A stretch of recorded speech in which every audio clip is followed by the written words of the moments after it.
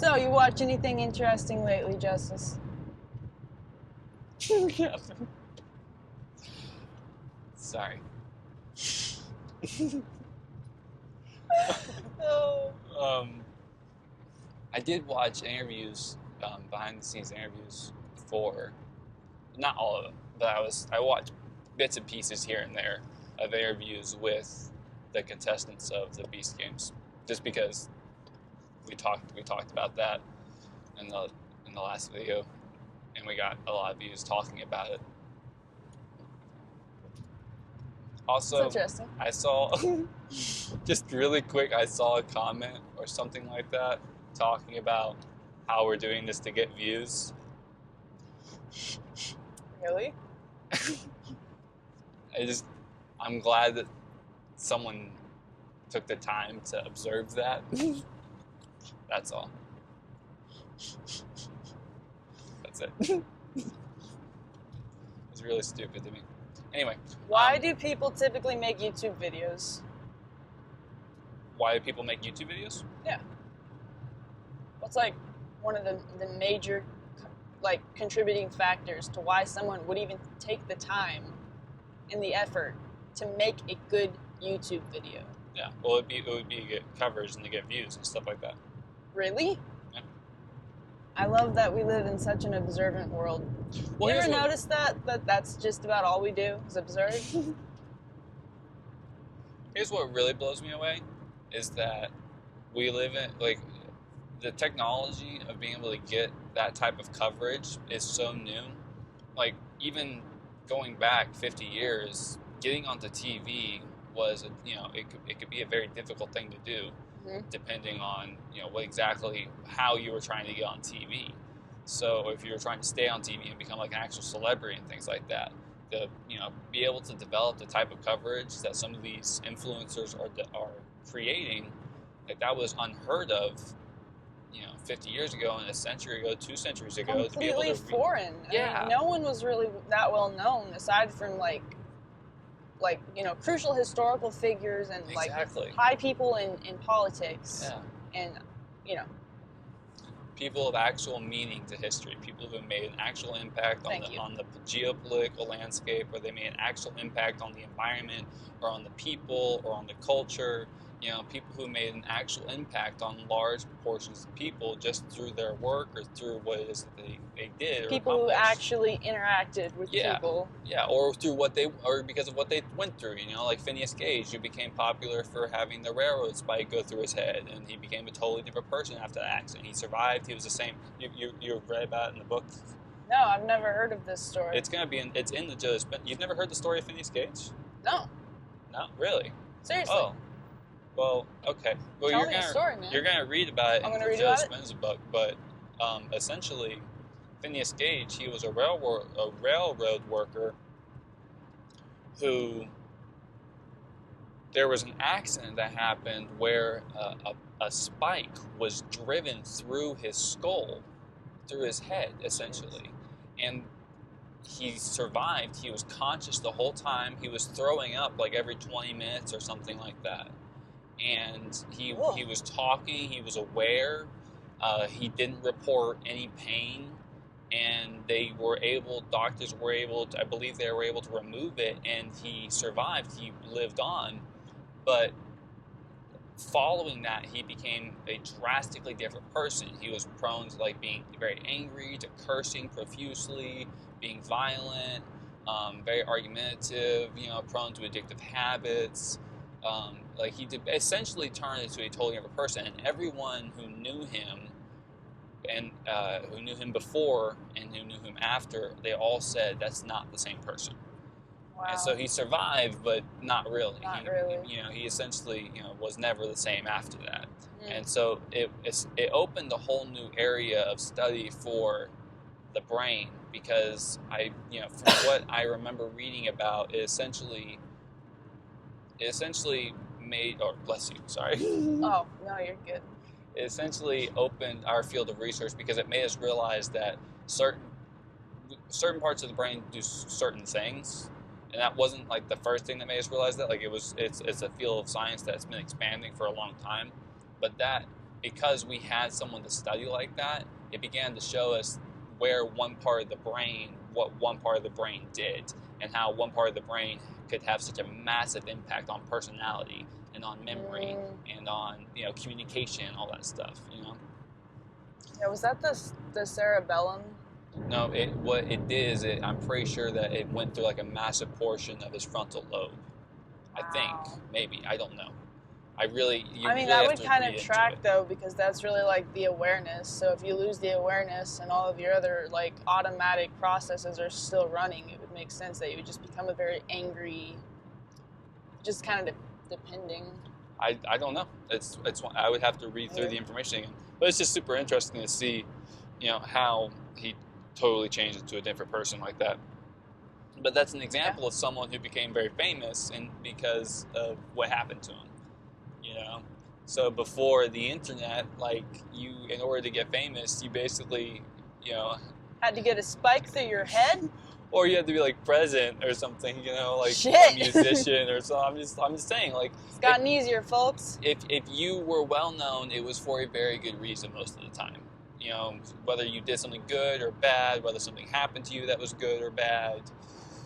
You know, whether you're of a royal lineage or whatever if you're related to someone famous or whatever, there was usually a good reason for it. But now you can get famous just for, you know, slipping and falling on the ice. You know, like, you know, you can get famous, you know, just like, it's like, because the way... Get famous for much less than that these days. You can get famous for much less than that, exactly. So it's a totally different platform. And the fact that we can take advantage of that and we can create content and we can reach an audience and we can expand, that's really awesome. To me, it's a higher form of communication because you're connecting and you're connecting with a greater audience and you're sharing that message with a greater audience. I remember that one short that you posted from, I believe it was Austin Grimes. Oh yeah, I remember interviewing him. Or it was one of his friends. But I interviewed him and his friend at the same time. Okay, so it might have been his buddy, but where did he go? I can't remember. But the short with like the 6 months of darkness. Oh, Antarctica. Antarctica. Yeah. There you go. Yeah. He went to Antarctica. Did that short ever go anywhere? Oh yeah, it did. That got like a couple thousand views or something like that. Yeah. That's cool. Yeah, that was an interesting interview because I just could not go that long without having sun. I don't think. Oh yeah. That would really mess me up, I think. That would, yeah. 6. Well, that's how it is over there, though. I'm not going over there. And then he talked about because in the opposite time of the year, it's 6 months of sun. So it's just 24 hours, 6 months of 24/7 sun. I don't think I like that very much either. See? It's 6 months of darkness, 6 months of light, and that's how it is, year to year. Man, that really puts like a timeline into a very different perspective. Exactly. Yep. That's what I told him. I said that's got to be really weird psychologically. That's what I remember saying to him. Yeah, that like reset that you get, that you get with each like new day. You don't always get it, but like more often than not, I feel like most people experience like that reset when the new day starts and like the sun rises. Yeah. Not having that, I don't know, that would mess me up. Well, it's interesting you bring that up because there was someone who did an experiment where they went and they slept in a cave. Oh, I remember that. Yeah, and they were doing, what was it? I think they were.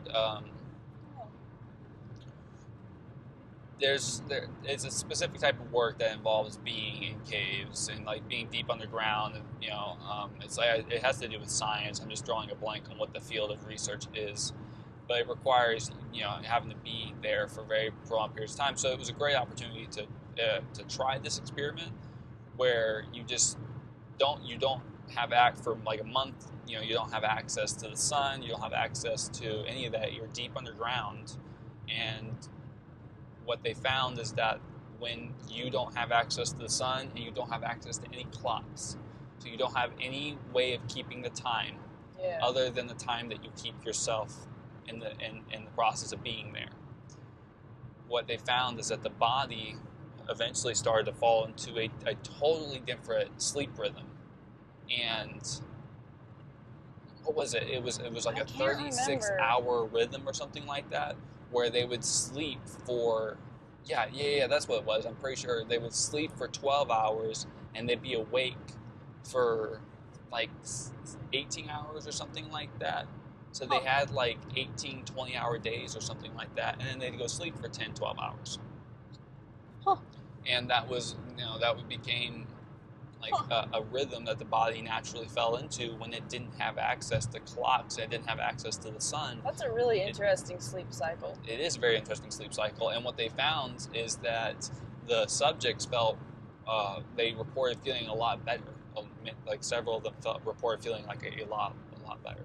Really? And my theory behind that is that it's because you have an extended, what my guess is that an extended period of REM sleep occurs during that cycle. Sure. If you're sleeping for 12 hours, it's very possible that you get an actual full 8 hours of REM sleep in that. Wow. You see what I'm you saying? really don't get that And so ever. and that's something I remember reading in the article, is that they attributed part of, or they talked about how there was an increase in dreams, and that their dream sleep was like, it went up by a lot. I could use some of that, man. So what I want to do when we have the studio and all that is I want to like have a part of the studio, because part of the studio is already going to be underground, and I want to have the studio itself blocked out, so I just stay in the studio for like a month and just live out of the studio And just just see what happens. Yeah, interesting. No clocks, no access to sun. See, I want to do something like that too. Like, I want to build my own studio with like solely based around music and like sound design. Can you imagine having a whole studio dedicated to that? Just a sound factory, man. Well, that's what we're going to need. We're going to need a film, we're going to need a warehouse to film, and a separate one for recording and things like that. Yeah, I plan on taking over the sound design in a very,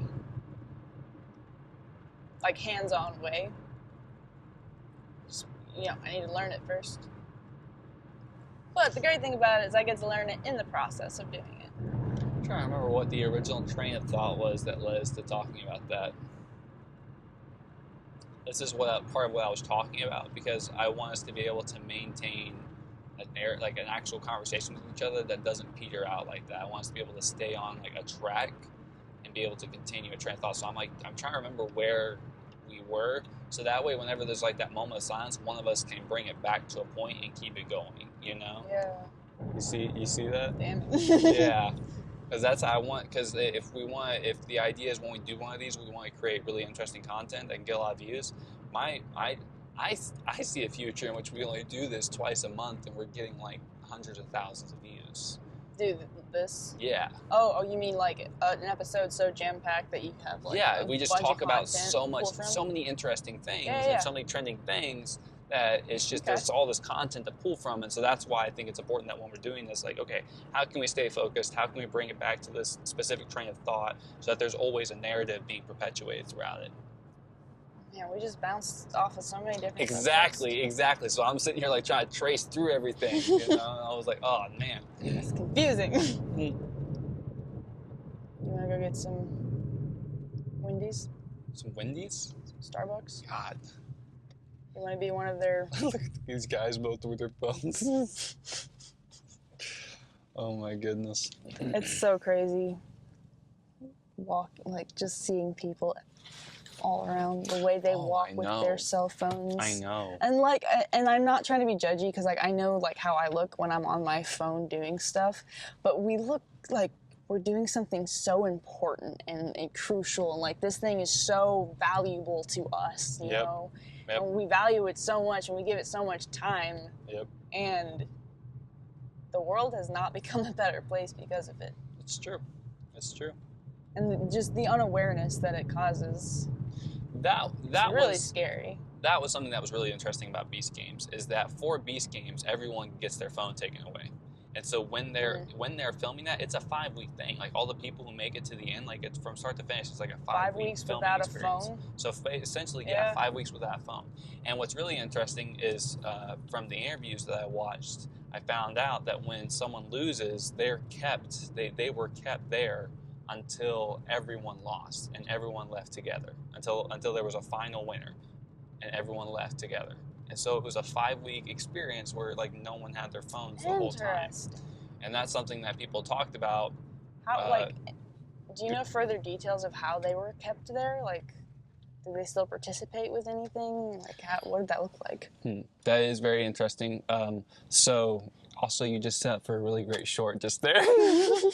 Because now I can just go find a clip where a contestant talks about the conditions of being held there. And I just put your question in front of it. Nice. Because you're like, no, can you get more specific? I want to know more about that. And it's just going to cut to someone talking now. Perfect. You know? But anyway, to answer your question, essentially, I don't know like any of the exact working conditions, but from everything that whoa, that's a bright sun. From everything. Good morning. Good morning, America. In case I don't see it, good afternoon, good morning, or wait, no, it's good morning, good afternoon, good night. So in case I don't see you, good morning, good afternoon, and good night. What's that from? The Truman Show. Oh, I totally forgot about That's that. what, like, every time he leaves his house, he, like, looks over at the neighbors, and they have, like, this camera set up to make it seem like he's looking at the camera for the audience to see him. But it's the neighbors. Yeah, see, he thinks he's talking to the neighbors. That guy's a fool. It's an idiot, that Truman. But how would he know that? Well, he figures it out. Until the end, I mean, he figures it out for I guess sure. he's not an idiot. Well, I mean, he took a long time, though. It took him a while. His whole life, actually. Good portion of it. That is a good So, movie. go back to what you were saying, though. Yes. Justus. But there were rumors that the contestants weren't fed well and that they weren't kept in good conditions. What? A lot of those rumors turned out to, like, the majority of that turned out to not be true. Like, you can't, when it comes to this stuff, what a lot of people don't understand is that YouTube videos aren't just YouTube videos. The type of videos that people like Mr. Beast do, Mr. Beast isn't a person. Mr. Beast is a production team. He has hundreds of editors. Yeah, you know, when they did Beast Games, they set all these different world records for like the most cameras used in a production and like the most cable laid for. What is cable aid? Yeah, is that what it sounds like? Cable laid. Oh, what is that? For like the cameras to all feed to like the main room to like get all the footage and stuff like that. So there was like miles of cable or something like that apparently, or like a couple of football fields. So it was like this ridiculous amount of cable that they had to lay in order for them to transfer, or for them to connect and connect all the cameras basically. That is a ridiculous amount. Yeah, and they had just a lot of cameras. But before they did Beast Games is 1,000, right? And remember how we watched the Ryan George pitch meeting, and how it made fun of like some of the aspects of like how Beast Games was really disappointing compared to some of the other Mr. Beast videos that he'd already done on YouTube. Mm-hmm. Well, if you go to Mr. Beast's YouTube channel, there's a video where he has 2,000 contestants, and they're all competing to be in the top 1,000 for Beast Games. And that video is maybe like 20, 30 minutes long. It's more entertaining in terms of like watching a bunch of people do challenges than the entirety of all of Beast Games put together. Just like the majority of Mr. Beast videos, like the one with Mac. You watched the one I showed you guys. That was so good. That one video was more entertaining than all of Beast Games put together. As I don't understand why Beast Games was such a. I believe that the reason it was the way it was is because they were trying to lean into the psychological aspect of it, of pitting people against each other and seeing what would happen, and essentially just capturing the drama of it all. And so that's why, you know, when you have a show like that, you have a lot of rumors that are going to circulate. And so there's rumors that they weren't taken care of. That's not really true. Basically, you had 2,000 people that signed up at first that were whittled down to 1,000 that eventually get whittled down from there to there. So before I think there were like 2 different locations that they filmed in. Apparently, the first location that a lot of the contestants were being held wasn't great, but they received 3 meals a day. They had sleeping bags. They did have to sleep on the floor, but they are competing for $5 million. Right. So it's not supposed to be like an easy thing. It's supposed to be a challenge. Yeah. So, but they all received 3 meals a day. They were all provided a place to sleep, and from what I understand, they all sleep where the challenges take place. So if you watch some Mr. Beast videos, you'll see like if they have to take if they take a couple days to whittle down through contestants and things like that, they sleep where the challenge takes place itself. Gotcha. And so there's one where they're provided with bunk beds. It's like a bunch of twins that are put together to face off with other twins, like 100 sets of twins, basically. What the what? He does crazy stuff. Yeah, there's 100 sets of twins. Did he purposefully go find 100 twins for this? This is crazy. They all signed up because they want the chance to win money. And they're twins. Yeah, and they're twins. And they had that as an advantage in this scenario. Exactly, because he was looking for that type of video. Yeah, he has a video where 100 sets of twins compete, and it whittles down to 1 set of twins winning the grand prize. And when every time that the challenge would end for the day, they would be brought in a bunk bed so that each twin would have a bed to sleep in their little cubicle. Interesting. And so when it comes to sleeping and eating, they're very much leaning into the whole rats in a cage thing. Exactly. But when it came to how they were being held after the fact, essentially from what I saw, there was like a waiting place, and that they were all just basically held in that waiting place until the game was over. Interesting. Yeah. And I don't know if that applies to all 1,000 contestants or if that's just like 500, but from what I was seeing, like that was like, so it was coordinating a large group of people in order to create that production. But still, like all of that production, all of those cameras, all of those records broken, and there is not anywhere near as entertaining as some of the 10-15 minute videos that Mr. Beast has released to his YouTube channel, which you can watch for free. Prime Video is a paid subscription service. You can't watch Beast games for free? He doesn't have it on any of his You can watch the hundreds of channels? Nope, you can watch the first 3 episodes on his channel, but those 3 episodes have sections that are blocked out. That seems really cheap for a guy who's, Mr. Beast.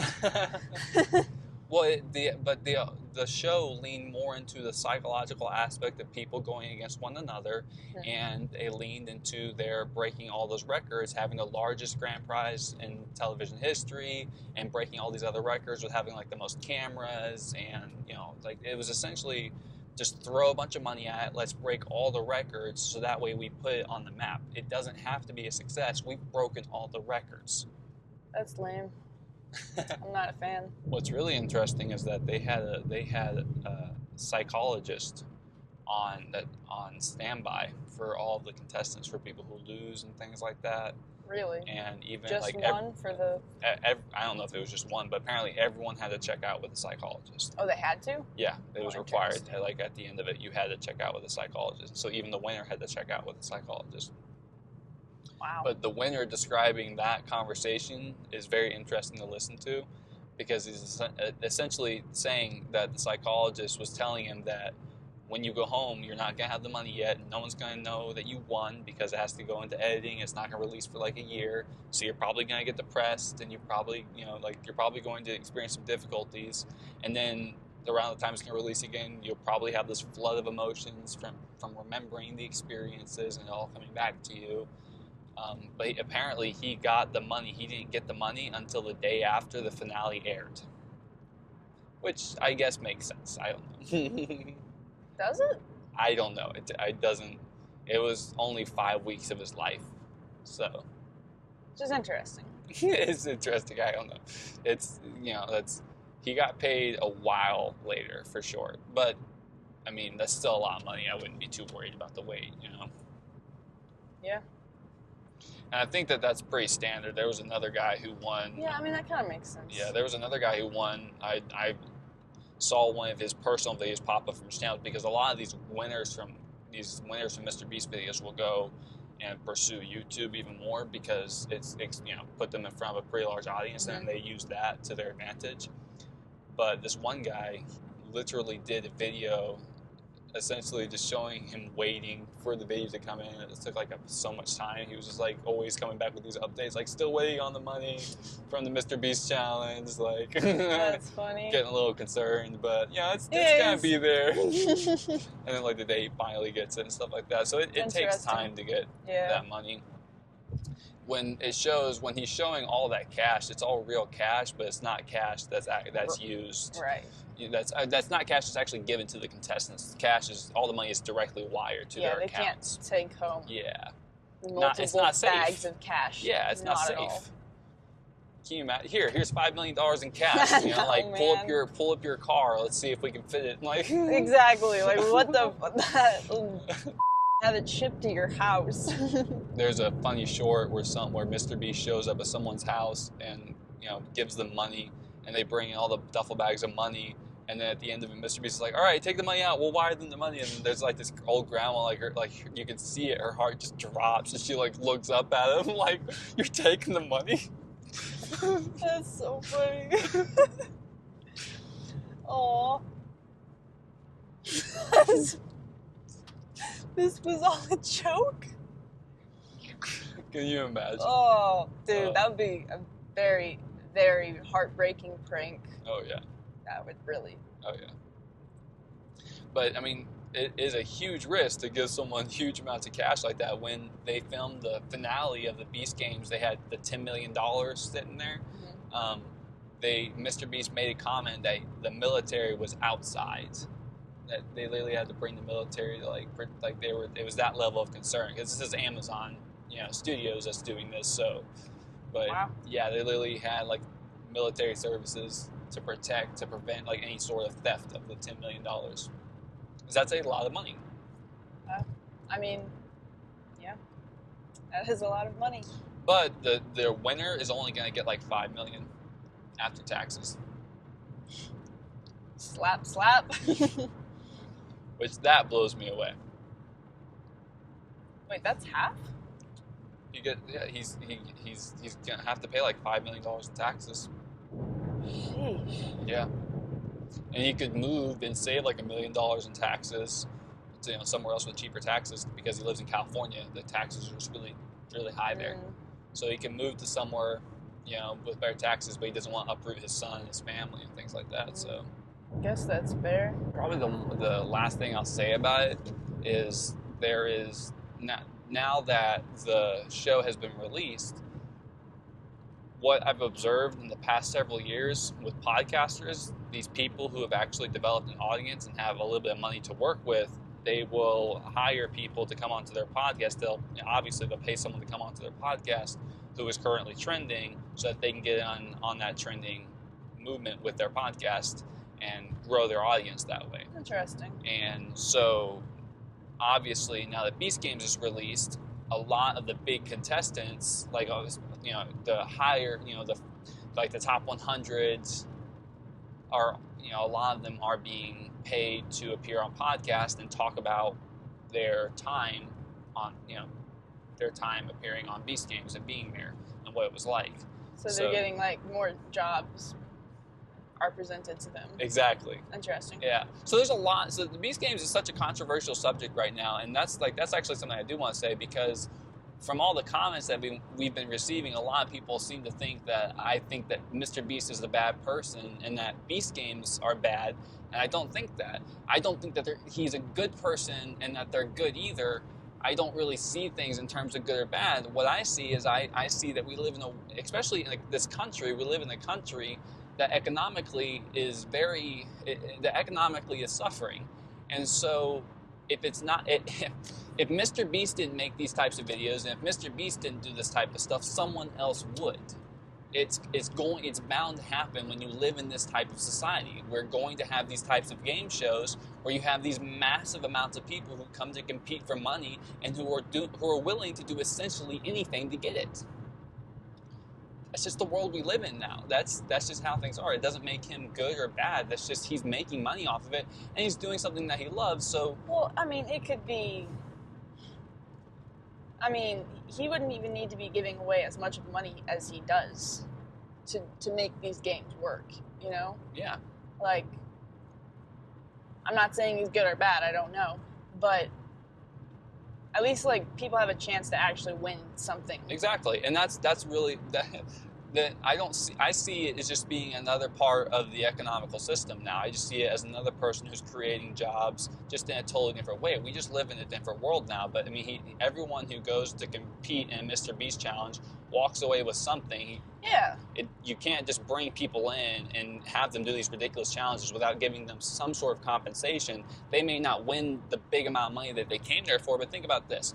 Every person in the video where he had 2,000 contestants competing to be part of the 1,000 players for Beast Games, every person that lost, of all the 1,000 people that lost, every single person walked away with $2,000. That's what you make in that's what some people make in a month. And they were there for, maybe some of them were there for like a week or even a couple days. Yeah. And they walked away with $2,000. Yeah, I saw quite a few people making comments about that on some of the shorts that we posted. So a lot of people I think that Beast Games are bad. They generate money. They pay people money. I'm observing the way that people are. And Mr. Beast is the person. His name is Jimmy Donaldson. Mr. Beast is a company that he's built. And Jimmy is he's an entrepreneur. Like, literally, he's a YouTube entrepreneur who managed to strike a deal with Amazon. Of course he's going to do this. Why wouldn't he? Why wouldn't he?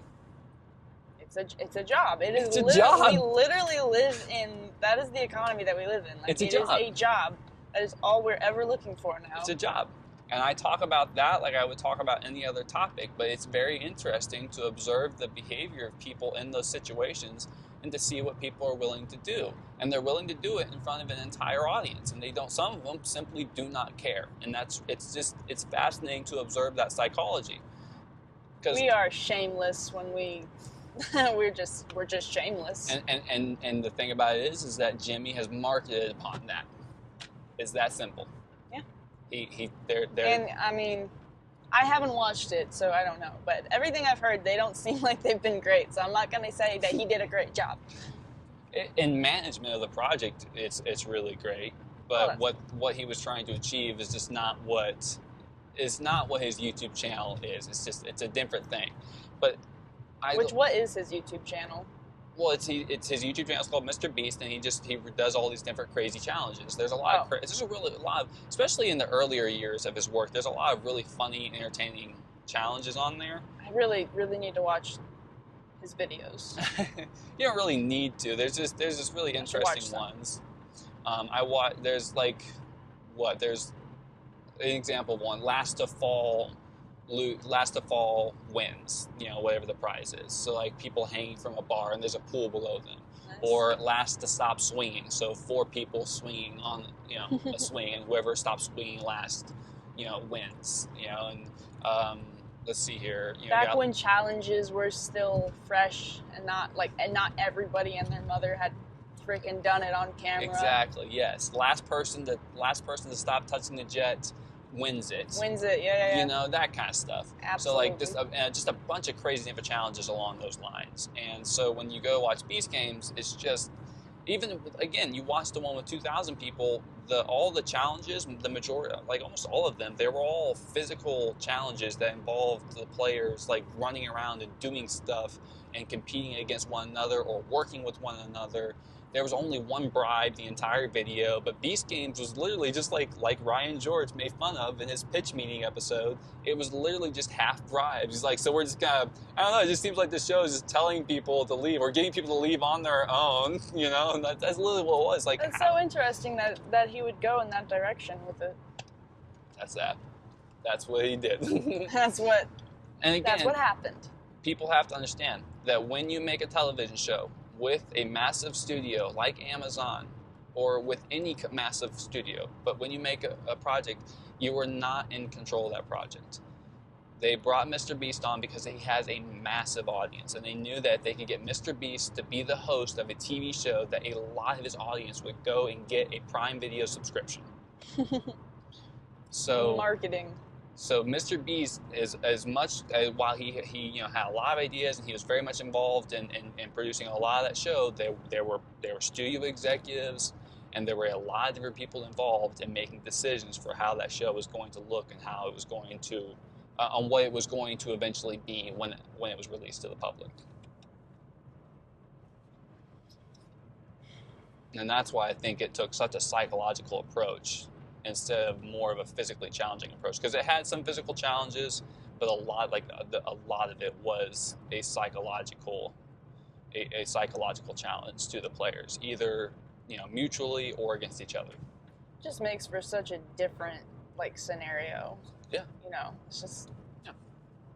It's just like the episode I told you about with the rooms, where they all go in, like 3 people in each room. They're handcuffed to each other, and there's a handcuff on the wall and the phone, and just like that. It's situations that are designed to face people against each other. There's another one where they have like 10 contestants, or they're trying to get to their final 10 contestants.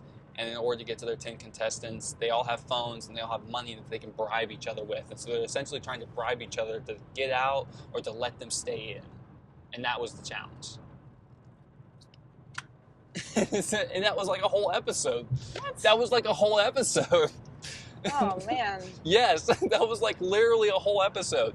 And that was the episode following when he had the $1 million in the middle of town. And so it's really like leaving it up to the people of what kind of show it's going to be. What kind of game is it going to be? It's up to the players. Yeah. Exactly.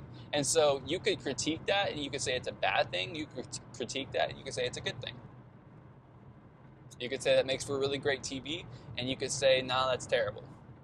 Like, you could say both of those things. Here's what I have to say. People are talking about it, and that's enough. Well, that's the day and age that we live in. That is, we've talked about this, but that is today's currency, is people's time. Yep. So if you're spending time talking about it, consuming it, sharing it, yep. Even thinking about it, it's they got you, basically. Gotcha. You'll have to rant about Daredevil next time. Next time. Are you going to do it right now? It's a speed round. Go. All the things that are wrong with it. Actually, I could do that because it's oh my God, really that simple. Do it. It's so simple. I'll tell you. Okay, they've released 4 episodes so far, and here's all that has happened in those 4 episodes.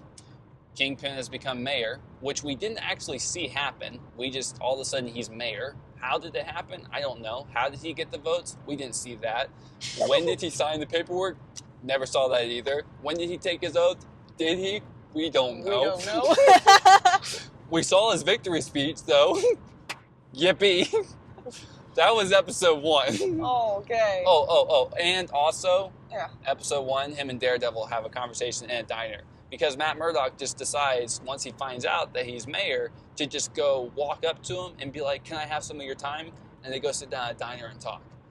Which is the lamest build to those 2 characters talking ever. So already we have major problems with the show, right? Here, we're going to lay out the number 1 issue with the show that probably every Daredevil fan has with this show right now. You remember Foggy? Vaguely. Okay, it's been a long time. Foggy, you may not remember much about Foggy, but Foggy was like one of the best characters of the 2 seasons. I remember having fond feelings for Foggy. Foggy was amazing. We all love Foggy. He was like Matt Murdock's moral support, and he wasn't just whiny. He had actual genuine moral complexities that he was presenting to the scenarios. Yeah, he was no Ron Weasley. You guys know what I'm talking about. You don't. Continue. I just leave that there and never tell you. Well, it's gotta be a short now. I don't know what it is. Ron Weasley is like Harry Potter's male friend. So there's Hermione Granger and then there's Ron Weasley. Okay. I've only seen the first movie, so I really shouldn't talk, but he's kind of whiny. But he seems sweet too. Anyways, continue with what you were saying. I want to hear more. So So Foggy was just one of the most beloved characters. One of the reasons why this show is even in production right now is because the actors, John Bernthal, who played Punisher, and I think a couple other actors refused to come back unless other actors were brought back and the story was changed more to be more inclusive. And so they brought back, Foggy and Karen, and you got Kingpin and Vanessa with, his wife that you had and stuff like that. So you bring back some of these other side characters, which we all love. But what do they do in literally the first, not even 5 minutes of the first episode? They kill Foggy Nelson. What? And not even in a poetic way. He just gets shots in the chest. And what's really sad is that they essentially reduced Foggy Nelson's character to telling the audience that, hey, this is going to be a show where you get to see blood when a character gets shot. Because you have to understand, we've already seen people shot in the MCU. We already see people die in the MCU. This is not a new thing. Now we just get to see the blood with it. And so they just used Foggy Nelson's death to give Daredevil a reason to be sad and to show you that, hey, this show is going to be, it's going to be bloody, it's going to be intense, it's going to be violent, it's going to be gritty. Terrible. It's absolutely terrible. It's gross. It's terrible. And the second and third episode are so difficult to keep track of because they all just blur together, in my opinion. They all just become so terrible. Because you introduce some character called White Tiger who has some amulet that gives him power, but you never see what that power is. You never see what that amulet does. You never see the amulet necessarily in use. You see him wearing it, but you never see it display any sort of power of any kind. It looks like a necklace. It doesn't seem special. And when he gets arrested, his amulet is put into an evidence bag. Something that's supposed to give him magical fighting powers, like magical strength. They just stick it into his evidence bag with his clothes, like it's just it's like his wallet or something. Hey, you have to breathe. You're gonna have an aneurysm. I'm just trying to tell you that this is some of the dumbest stuff I've ever seen. I'm watching this stuff and I can't believe it. I cannot believe the level of idiocy in writing. And then they have these courtroom scenes, that's not how courts work, Kathryn. What are you talking about? I haven't seen this. Matt Murdock is supposed to be a lawyer, okay? Yes. And the first couple seasons of the Daredevil, it was, it's a superhero show, so you don't expect it to be fully realistic. But you expect, if he's going to be a lawyer, you expect it to at least play out like a law scene would, right? You expect it to follow rules and orders and stuff like that. The Daredevil court scenes, they do not.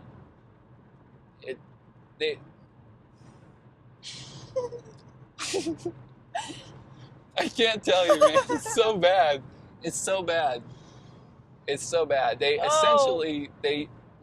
writers basically were like, all right, we'll just put it all on the jury, and we'll just have the jury we'll just play out like this is a story about the jury deciding the innocence of this guy. And yes, they do bring juries in and things like that. Wait, so they just kind of from what you're saying, did they just drop the whole side story of him being a lawyer and giving a crap about that profession? No, they do. They don't drop it. I literally just saw a scene in the fourth episode.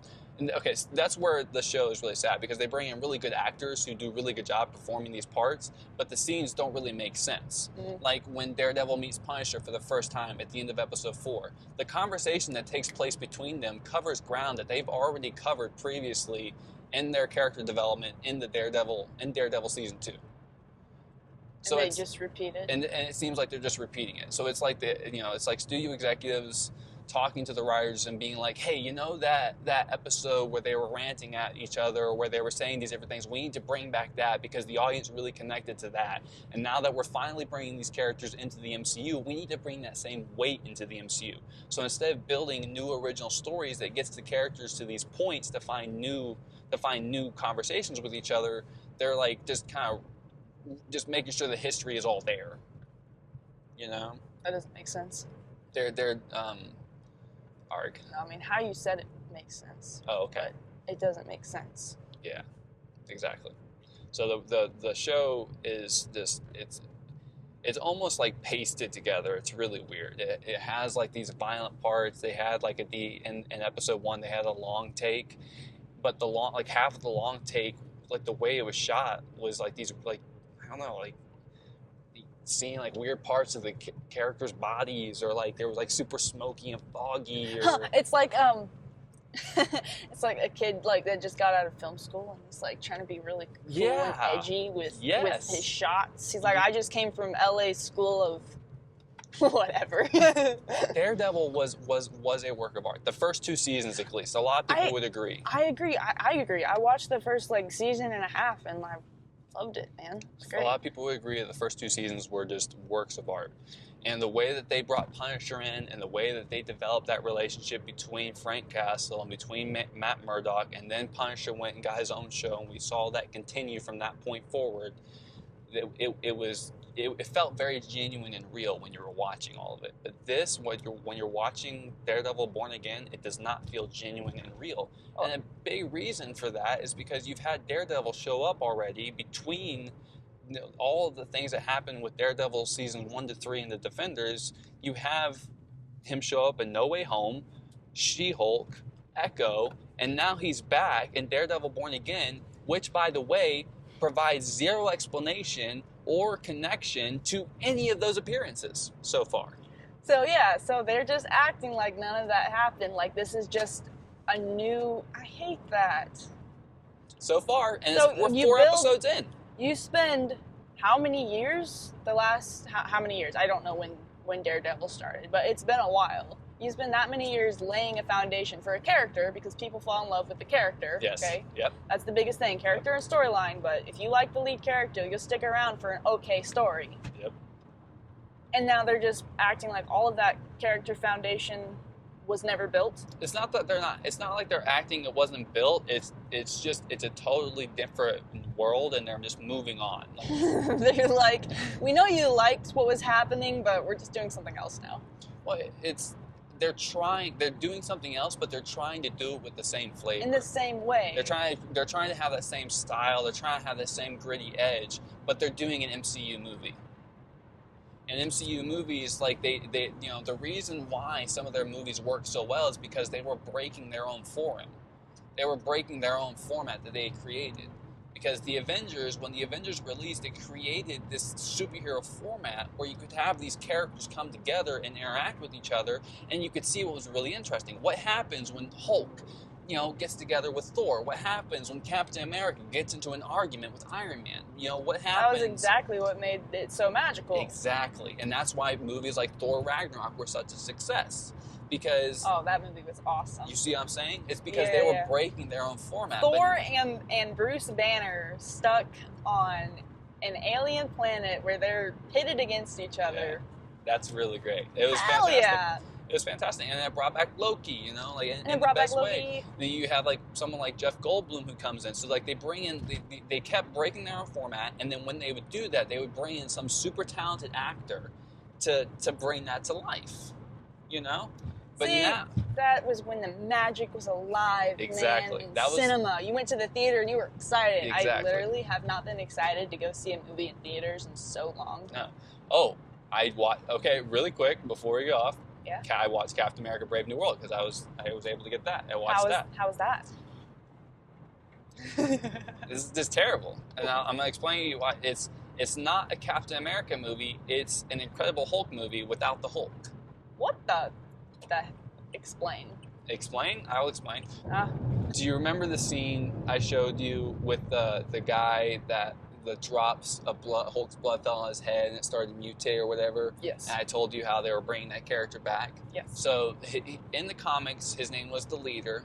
And I don't know much about the comics. I don't know much about that storyline. But everything that I heard about it and a little bit that I read seemed very interesting to me. I was intrigued to see what they were doing. And the guy that they have to play him, he's a very good actor.